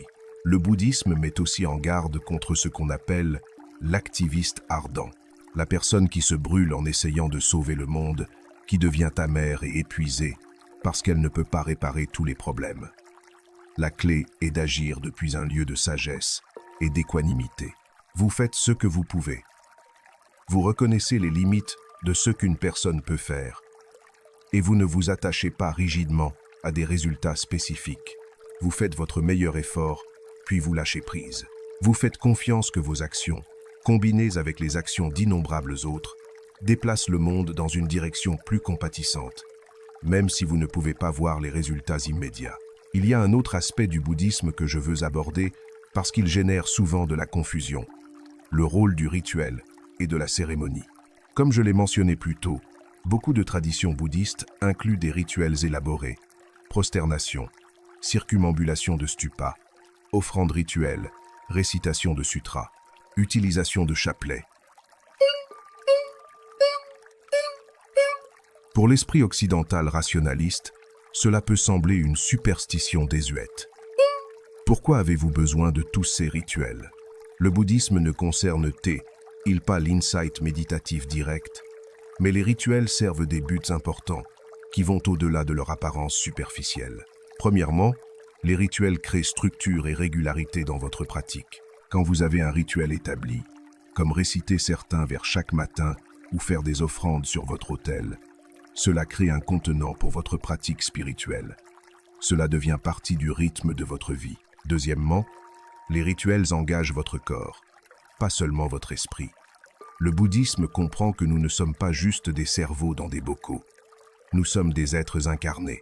Et quand nous engageons nos corps à travers le mouvement rituel, les prosternations, les mudras ou gestes des mains, la récitation, nous engageons tout notre être dans la pratique. Troisièmement, les rituels peuvent contourner l'esprit discursif et travailler à un niveau plus profond. Quand vous récitez un mantra encore et encore, vous n'êtes pas principalement engagé dans la pensée conceptuelle. Vous créez une vibration, un rythme qui peut calmer l'esprit et ouvrir le cœur. Quatrièmement, les rituels communautaires créent des liens. Quand vous vous réunissez avec d'autres pour chanter des sutras ou participer à une cérémonie, vous créez un champ d'énergie partagé. Vous vous rappelez que vous n'êtes pas seul sur ce chemin. Et cinquièmement, les rituels marquent des transitions et des événements significatifs. Dans notre culture séculaire, nous avons perdu beaucoup de rituels qui marquaient autrefois les moments importants de la vie. Naissance, mort, transition vers l'âge adulte. Les rituels bouddhistes peuvent fournir un contenant significatif pour ces moments. Alors, ne rejetez pas les rituels comme superstitions vides. Expérimentez avec eux. Observez comment ils vous affectent. Vous pourriez trouver qu'ils ajoutent une dimension de richesse et de profondeur à votre pratique que la méditation pure ne fournit pas. Maintenant, je veux parler de quelque chose que beaucoup de pratiquants bouddhistes finissent par affronter. L'expérience de ce qu'on pourrait appeler la nuit sombre de l'âme spirituelle. À mesure que vous approfondissez la pratique, à mesure que vous commencez à voir à travers les illusions que vous avez maintenues toute votre vie, il peut y avoir des périodes de profonde désorientation. Les vieilles structures de sens s'effondrent. Les identités auxquelles vous vous êtes accrochés se révèlent vides. Et cela peut se sentir comme tomber dans un abîme. Ce n'est pas un signe que vous faites quelque chose de mal. En fait, dans beaucoup de traditions spirituelles, c'est vu comme une étape nécessaire du chemin. C'est l'ego résistant à sa propre dissolution. C'est l'esprit conceptuel protestant quand il commence à voir sa propre transparence. C'est inconfortable. Cela peut être effrayant, mais c'est aussi un seuil. De l'autre côté de cette obscurité est un nouveau niveau de liberté. Durant ces périodes difficiles, plusieurs facteurs peuvent t'aider. Premièrement, il est crucial d'avoir un maître ou guide avec expérience qui peut vous assurer que c'est une partie normale du processus, que vous ne devenez pas fou, que c'est temporaire et passera. Deuxièmement, maintenez votre pratique mais être avec une touche plus légère. Ne forcez pas, ne vous pressez pas. Maintenez juste une connexion douce avec les pratiques de base. Marche, bienveillance aimante.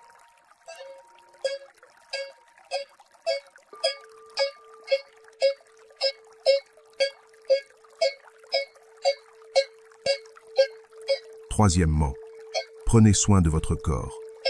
Durant les crises spirituelles, il est facile de négliger les besoins physiques de base, mais dormir suffisamment, bien manger et faire de l'exercice peuvent être des stabilisateurs importants. Quatrièmement, cherchez le soutien de votre sangha. Parlez avec des pratiquants qui ont traversé des expériences similaires. Savoir que vous n'êtes pas seul peut être immensément réconfortant. Et cinquièmement, ayez de la patience. Faites confiance au processus.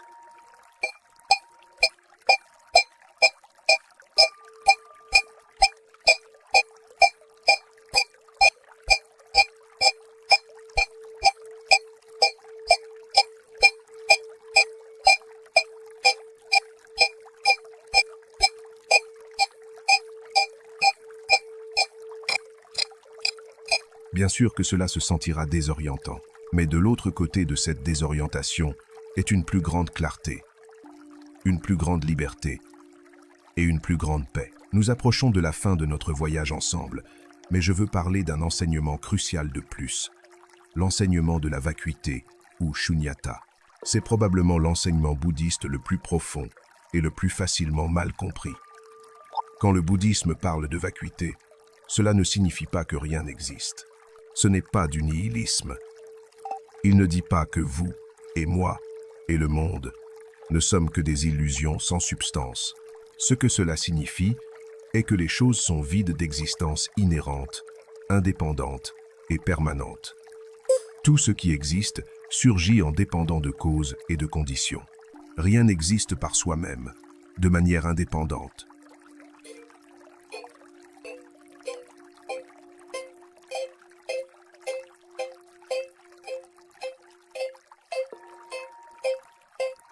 Prenez votre corps comme exemple. Votre corps semble être une chose solide et séparée. Mais quand vous l'examinez de près, vous voyez qu'il est composé de parties. Ces parties sont composées de cellules. Les cellules sont composées de molécules. Les molécules d'atomes. Les atomes de particules subatomiques. Et à chaque niveau, ce qui semble solide se révèle être principalement de l'espace vide et des processus dynamiques. De plus, votre corps dépend complètement de choses en dehors de lui-même pour exister. Il dépend de l'air que vous respirez, de la nourriture que vous mangez, du soleil qui fournit l'énergie pour les plantes que vous mangez, des microbes dans votre intestin qui vous aident à digérer. Quand vous y pensez vraiment, il n'y a pas de ligne claire où votre corps se termine et où le reste de l'univers commence. Vous êtes un processus continu avec votre environnement. Maintenant, appliquez cette même analyse à votre esprit, à votre moi. Où est ce moi? Est-ce votre corps? Mais votre corps change constamment. Les cellules meurent et sont remplacées. Le corps que vous avez maintenant est complètement différent à un niveau cellulaire du corps que vous aviez il y a 7 ans. Est-ce votre esprit? Mais votre esprit est aussi un processus fluide. Les pensées surgissent et passent. Les sentiments changent. Les mémoires s'estompent ou sont réécrites. Il n'y a rien de permanent, rien d'immuable, rien que vous pouvez pointer et dire « Ceci est mon vrai moi ». Et pourtant, vous existez évidemment d'une certaine manière. Vous êtes ici, vous lisez ceci, vous vivez l'expérience. Alors, qu'est-ce que cela signifie? Cela signifie que vous existez, mais pas de la manière que vous pensiez. Non pas comme une entité séparée, indépendante et permanente, mais comme un processus dynamique qui surgit en dépendant d'innombrables causes et conditions. Vous êtes un modèle temporaire dans le flux de l'existence. Cette réalisation de la vacuité n'est pas déprimante. Elle est libératrice. Parce que quand vous voyez qu'il n'y a pas de moi solide à protéger, défendre ou améliorer, un énorme fardeau se lève. La peur de la mort s'adoucit, parce que vous voyez que ce qui meurt est seulement un modèle particulier, et les éléments qui composaient ce modèle continuent sous d'autres formes. La peur du rejet ou de la critique s'affaiblit, parce qu'il n'y a plus de moi solide qui peut être fondamentalement endommagé.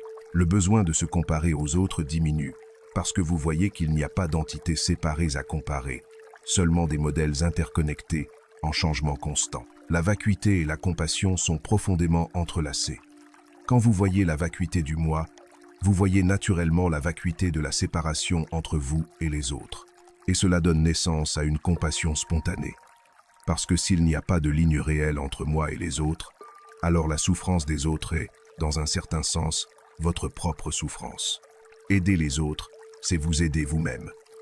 Non pas dans un sens égoïste, mais dans la reconnaissance de notre profonde interconnexion. Maintenant, je vous ai donné beaucoup à digérer. Nous avons parcouru les enseignements fondamentaux du bouddhisme, des 4 nobles, vérité à la vacuité, de l'éthique à la méditation, du karma à la compassion.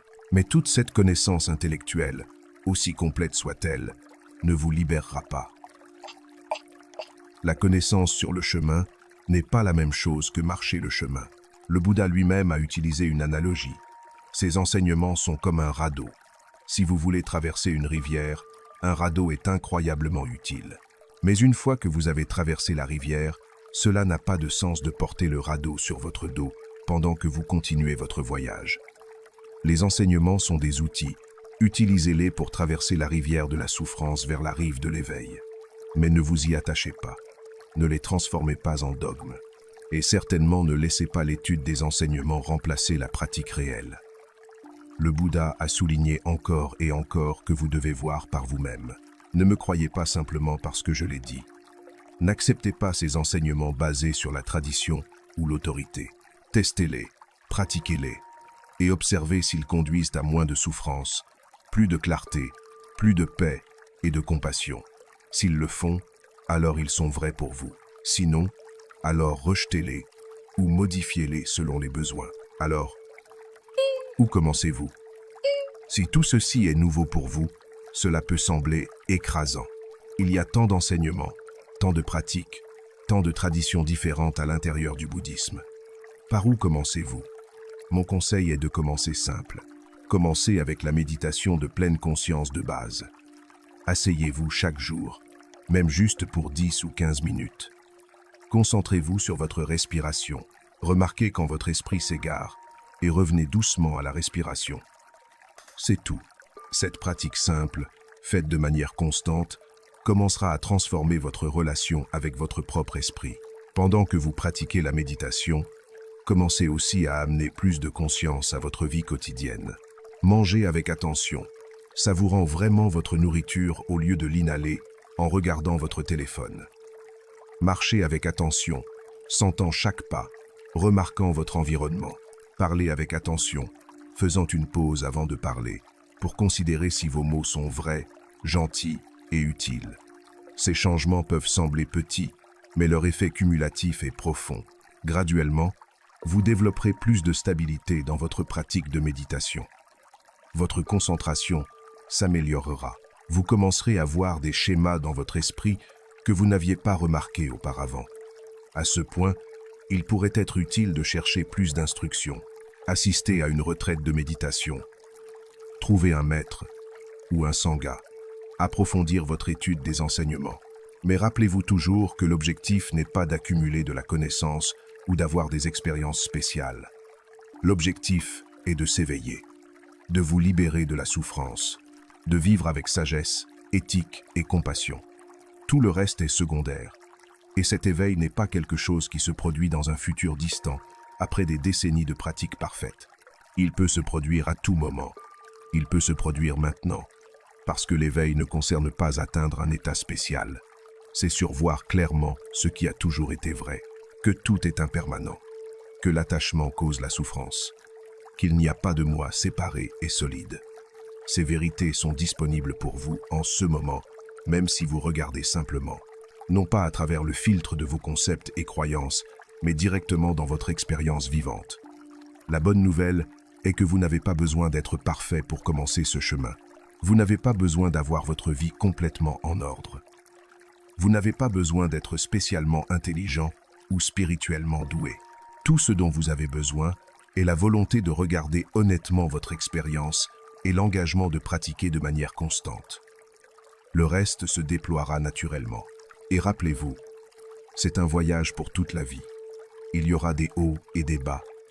Il y aura des jours où votre pratique se sentira claire et lumineuse, et des jours où elle se sentira sèche et sans sens. Il y aura des moments d'insight profond, et de longues périodes de stagnation apparente. Tout cela est normal. Tout cela fait partie du chemin. La clé est la persistance douce. Continuez à vous présenter, continuez à pratiquer, continuez à cultiver la pleine conscience, la compassion et la sagesse. Et avec le temps, peut être si graduellement que vous le remarquez à peine, vous découvrirez que vous changez, que vous souffrez moins, que vous réagissez avec moins d'automaticité, qu'il y a plus d'espace dans votre expérience, que votre cœur est plus ouvert, que votre esprit est plus clair.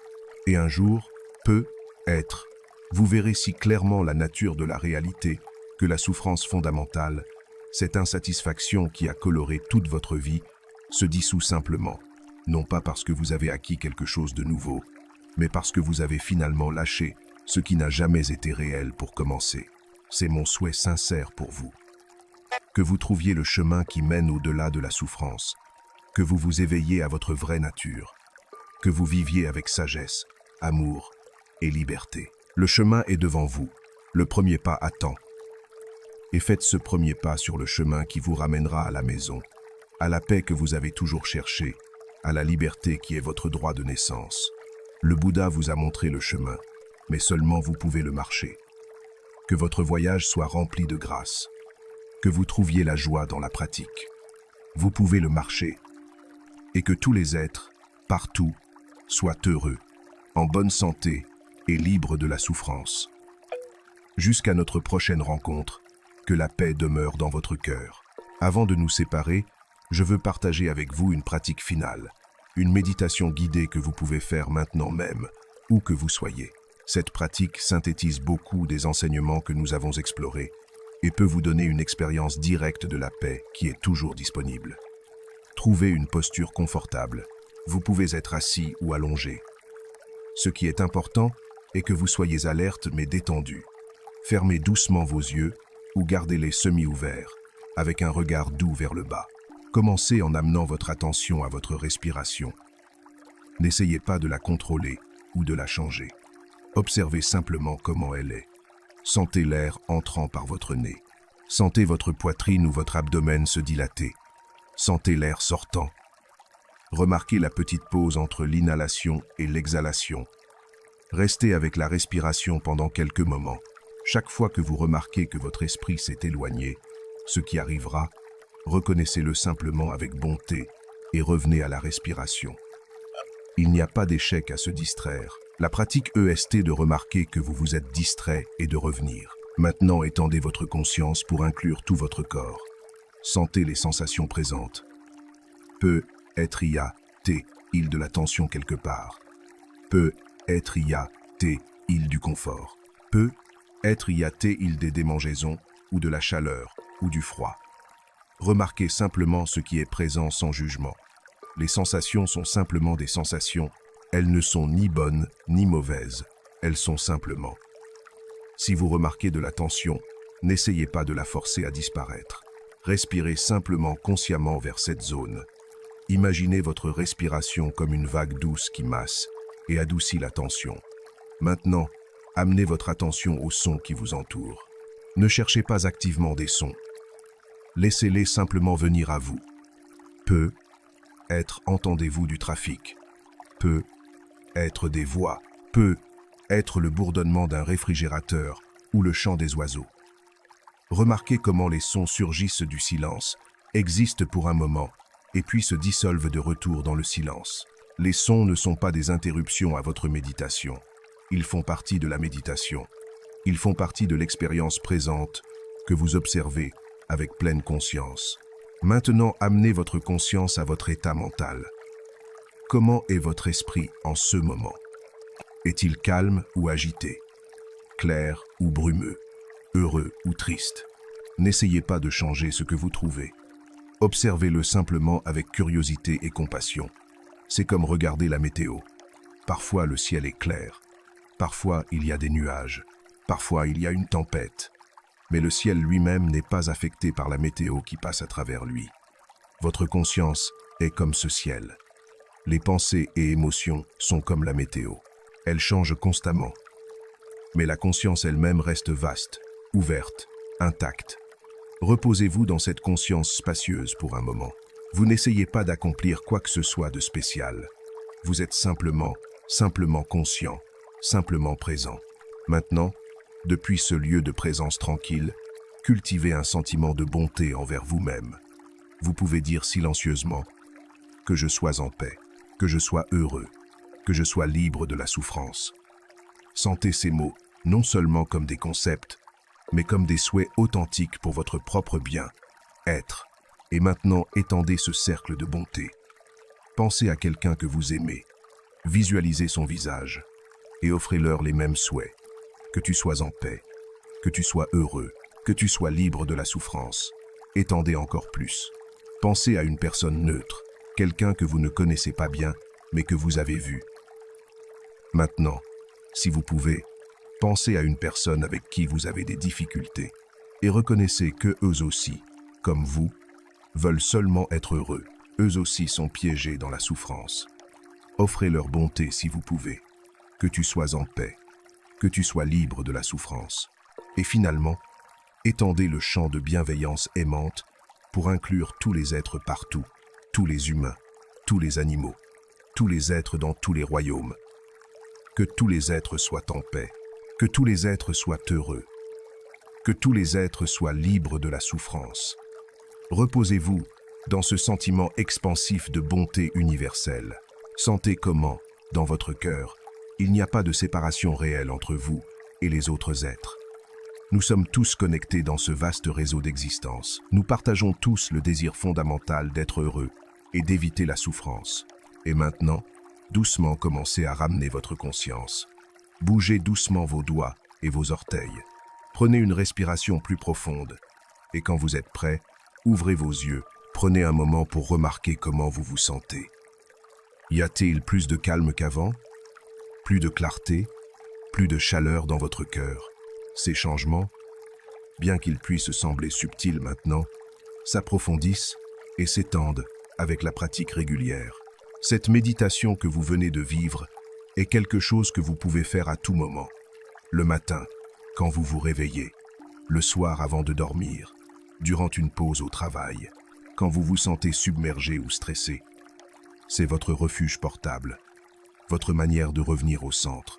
Maintenant, vous pensez peu. Être, c'était bien. Mais ma vraie vie est compliquée. J'ai de vrais problèmes. Des factures à payer, des relations difficiles, des problèmes de santé, des ambitions non réalisées. Comment la méditation m'aide-t-elle avec tout cela? C'est une question juste et honnête. Et la réponse est que le bouddhisme n'est pas de la magie. Il ne fera pas disparaître vos problèmes. Il ne paiera pas vos factures, ni ne guérira automatiquement vos maladies, ni ne réparera vos relations. Ce qu'il fera est changer votre relation avec ces problèmes. Et cela, il s'avère, change tout. Quand vous méditez régulièrement, quand vous cultivez la pleine conscience et la compassion, quand vous commencez à voir l'impermanence et le non-soi, quelque chose de fondamental change dans comment vous vivez la vie. Les problèmes restent des problèmes, mais ils ne vous consument plus de la même manière. Il y a de l'espace autour d'eux, il y a de la perspective. Vous pouvez répondre aux défis avec plus de clarté et moins de réactivité émotionnelle. Vous prenez de meilleures décisions parce que vous n'opérez pas depuis la panique ou le désir ardent désespéré. Vous êtes plus résilient. Les revers vous affectent, mais vous récupérez plus vite.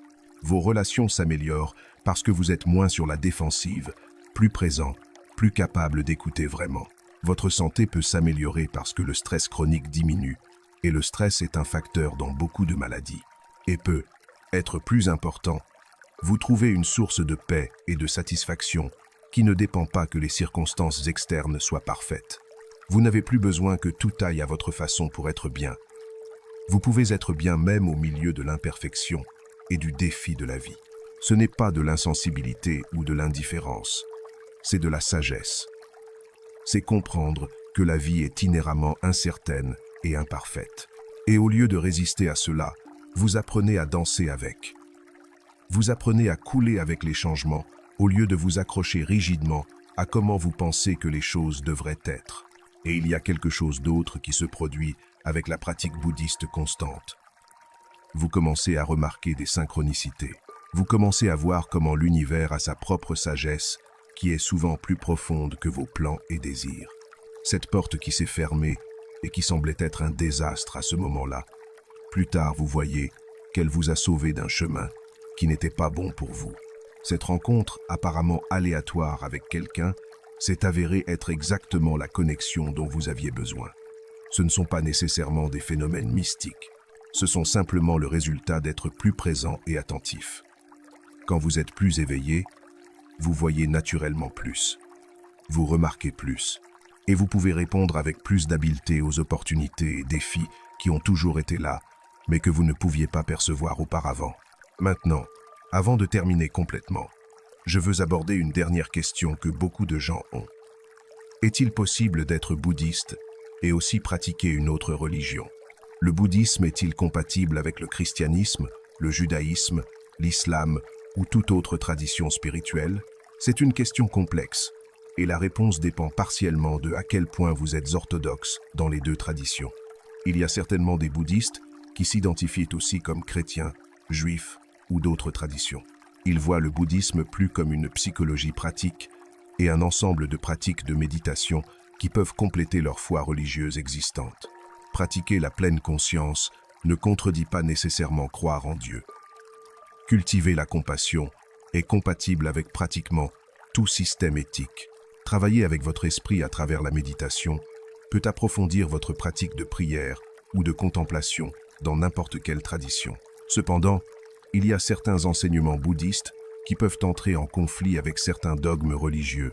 L'enseignement bouddhiste du non-soi, par exemple, défie la notion d'une âme immortelle que beaucoup de religions maintiennent.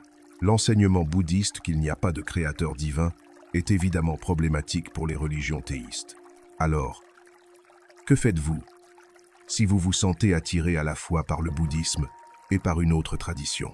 Mon conseil est d'être honnête sur où sont les tensions et de ne pas essayer de forcer une synthèse qui ne fonctionne pas. Mais reconnaissez aussi qu'il y a beaucoup de sagesse commune entre les traditions. Pratiquement toutes les grandes traditions spirituelles enseignent l'amour, la compassion, l'honnêteté, l'humilité. Toutes reconnaissent que l'égoïsme et l'attachement causent la souffrance. Toutes invitent à une forme de transformation intérieure. Alors, bien que les cadres conceptuels et les pratiques spécifiques diffèrent, il est aussi parfaitement valide de prendre ce que vous trouvez utile du bouddhisme sans nécessairement l'adopter comme votre seule identité spirituelle. Si la méditation de pleine conscience vous aide, pratiquez-la. Si les enseignements sur la compassion résonnent, incorporez-les. Vous n'avez pas besoin de vous convertir officiellement, ni d'adopter tout le package. Le Bouddha lui-même a dit que ces enseignements étaient comme un radeau pour traverser la rivière, pas un dogme à adorer. Utilisez ce qui fonctionne, laissez le reste. Et maintenant, nous arrivons vraiment à la fin de notre temps ensemble. Nous avons parcouru un long chemin, depuis les racines historiques du bouddhisme jusqu'à ses enseignements les plus profonds, depuis les pratiques de base de méditation jusqu'aux applications dans la vie quotidienne, depuis l'éthique jusqu'à la compassion, jusqu'à la vacuité. Mais rappelez-vous, tout ceci n'a été que des mots. Vonkin Blues, Vonkin Blues, Vonkin Blues. Des concepts, des cartes du territoire. Le territoire réel est votre propre expérience directe. C'est ce que vous découvrez quand vous pratiquez vraiment, quand vous vous asseyez en méditation jour après jour, quand vous travaillez avec votre esprit au milieu des défis de la vie, quand vous cultivez la bonté, même quand c'est difficile. C'est le vrai dharma, c'est le vrai chemin. Les bouddhistes disent qu'il y a 3 niveaux de sagesse. La sagesse qui vient d'écouter ou de lire sur les enseignements. La sagesse qui vient de réfléchir profondément sur eux. Et la sagesse qui vient de les expérimenter directement dans votre propre vie. Aujourd'hui, je vous ai offert le premier type. Mais seulement vous pouvez développer le 2e et le 3e. Alors je vous invite, je vous défie, je vous encourage. Prenez ces enseignements et rendez-les vivants dans votre expérience. Ne les transformez pas en un autre ensemble d'idées intéressantes que vous stockez dans votre cerveau. Utilisez-les, pratiquez-les, testez-les contre votre propre expérience. Voyez s'ils conduisent à moins de souffrance, plus de clarté, plus de paix. Et s'ils le font, alors ils sont vrais. Non pas parce que je le dis, non pas parce que le Bouddha l'a dit il y a 2500 ans, mais parce que vous l'avez vu par vous-même. Ah, et cette vérité autodécouverte a un pouvoir qu'aucune quantité de connaissances de seconde main ne peut égaler. C'est la différence entre lire sur comment une orange goûte et vraiment mordre dans une. C'est la différence entre étudier des cartes d'un pays étranger et vraiment y voyager. C'est la différence entre croire que la liberté est possible et réellement la goûter. Ce goût direct de la liberté, même pour un moment, vous changera. Il vous montrera qu'il y a une autre manière de vivre, que vous n'avez pas à être piégé dans les schémas de souffrance que vous avez portés si longtemps, que l'éveil n'est pas juste un concept mystique pour les saints et les moines, mais une possibilité réelle pour vous, ici et maintenant. Et quand vous goûtez cette liberté, vous en voudrez plus, non pas d'une manière avide ou attachée, mais de la même manière que vous vous déplacez naturellement vers la lumière quand vous avez été dans l'obscurité. C'est simplement l'intelligence naturelle de votre être reconnaissant ce qui est vrai, ce qui est réel, ce qui conduit à l'épanouissement authentique. Cette impulsion vers l'éveil est déjà en vous. Je n'ai pas à vous convaincre de le chercher. Vous le cherchez déjà. C'est pourquoi vous êtes ici, écoutant ceci. C'est pourquoi quelque chose en vous a résonné quand vous avez entendu parler de ces enseignements. Ce quelque chose est votre nature de Bouddha, votre potentiel inné pour l'éveil, se reconnaissant lui-même. Mon rôle aujourd'hui a été simplement de pointer dans la direction de ce qui est déjà en vous, de vous rappeler ce qu'à un certain niveau vous savez déjà, de vous inviter de retour à la maison. Le reste dépend de vous, et je fais confiance que si ces enseignements sont appropriés pour vous en ce moment de votre vie, vous trouverez votre chemin. L'univers a une manière de soutenir ceux qui sont sincèrement engagés à l'éveil. Des maîtres apparaîtront, des sanghas apparaîtront, des livres et enseignements apparaîtront juste quand vous en avez besoin. Et les défis qui semblaient être des obstacles se révéleront être des opportunités parfaites pour pratiquer. Faites confiance au processus. Soyez patient avec vous-même. L'éveil n'est pas une course. Ce n'est pas une compétition. Il n'y a pas de ligne d'arrivée où vous arrivez finalement et pouvez vous détendre. L'éveil est un déploiement continu. Il y a toujours des couches plus profondes de compréhension. Il y a toujours des manières plus subtiles de lâcher prise. Et ce n'est pas frustrant. C'est beau. Cela signifie que le chemin ne devient jamais ennuyeux. Il y a toujours plus à découvrir, plus à explorer dans les vastes paysages de la conscience. Et avec chaque découverte, avec chaque lâcher prise, vous devenez plus libre, plus léger, plus en paix.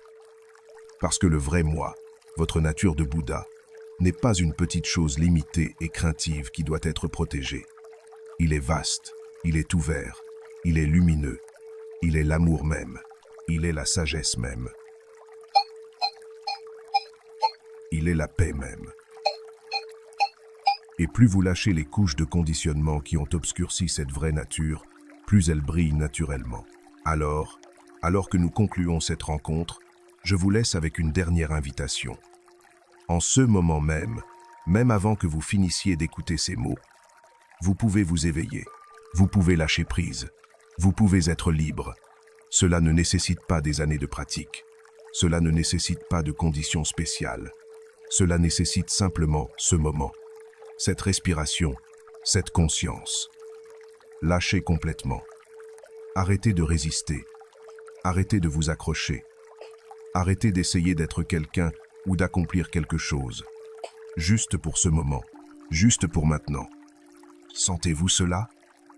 Cette ouverture, cette spaciosité, cette paix qui ne dépend de rien.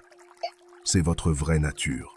C'est qui vous êtes vraiment quand vous n'essayez pas d'être quoi que ce soit d'autre. C'est toujours disponible, dans chaque respiration, dans chaque moment, attendant simplement que vous vous souveniez, que vous rentriez à la maison. Bienvenue à la maison. Bienvenue à Esprit Zen. Que tous les êtres soient heureux. Que tous les êtres soient en paix. Que tous les êtres soient libres.